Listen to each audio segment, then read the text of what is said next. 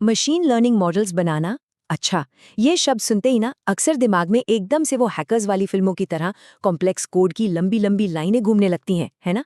पर जरा सोचिए, क्या हो अगर बिना एक भी लाइन कोड लिखे हम सब पावरफुल एआई मॉडल बना सके?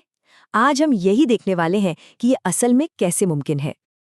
देखिए, हमारे आसपास जो भी डेटा है वो किसी खजाने से कम नहीं है। इसमें ऐसी ऐसी बातें छिपी हैं जो किसी बिजनेस को नई ऊंचाइयों पर ले जा सकती हैं या कोई बड़ी खोज कर सकती हैं। और एआई एआई वो चाबी है जो इस खजाने का ताला खोलती है। ये हमें वो पैटर्न दिखाती है जो इंसानी आंखों से पकड़ना लगभग नामुमकिन है। लेकिन दिक्कत ये है कि ये रोमांचक सफर अक्सर शुरू होने से पहले ही खत्म हो जाता है। क्यों? क्योंकि डेटा साइंस की दुनिया में घुसने के लिए प्रोग्रामिंग सीखनी पड़ती है, जो सच कहूं तो कई लोगों के लिए एक बहुत बड़ी दीवार बन जाती है।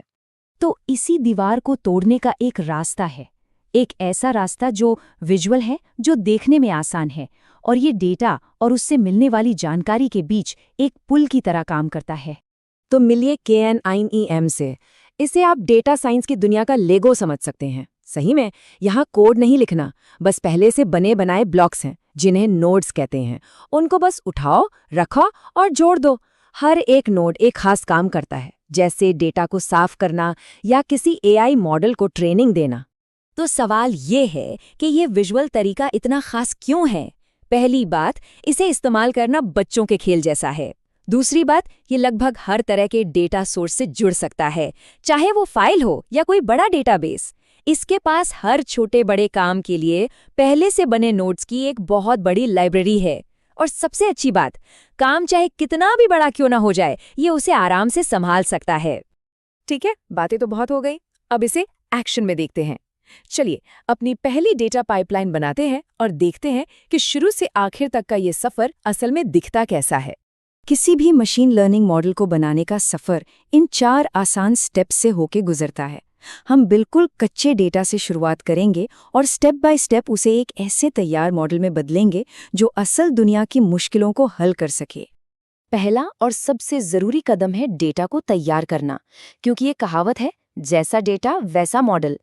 KNI में मिसिंग वैल्यू जैसे नोड्स डेटा में मौजूद खाली जगहों को भर देते हैं, और नॉर्मलाइजर ये पक्का करता है कि सारा डेटा एक ही लेवल पर आ जाए, ताकि मॉडल कोई गड़बड़ न करे और सही नतीजे दे। एक बार डेटा चमक जाए तो बारी आती है सही मॉडल चुनने और उसे ट्रेन करने की।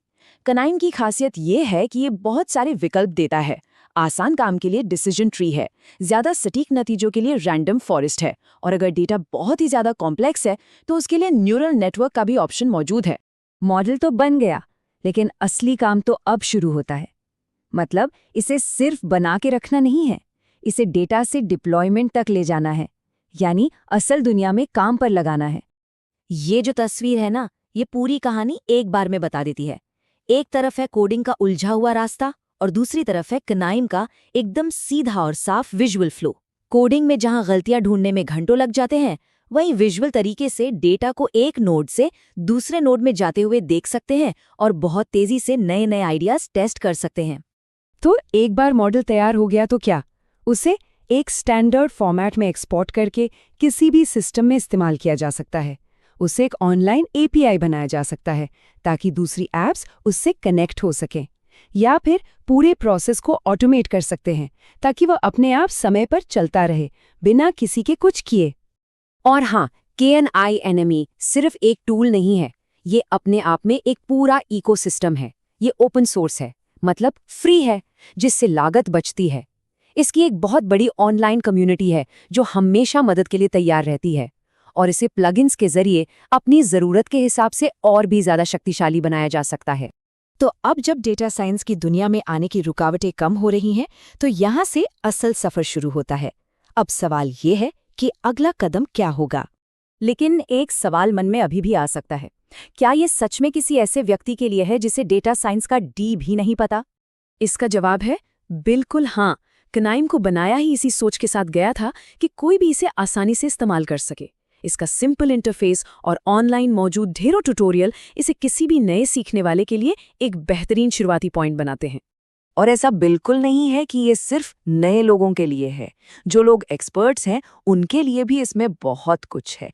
K9, पाइथन और आर जैसी पावरफुल प्रोग्रामिंग भाषाओं के साथ मिलकर भी काम करता है। इसका मतलब है कि एक्सपर्ट्स भी इसके विजुअल इंटरफेस का फायदा उठा सकते हैं और साथ ही अपने कोडिंग स्किल्स का भी इस्तेमाल कर सकते हैं।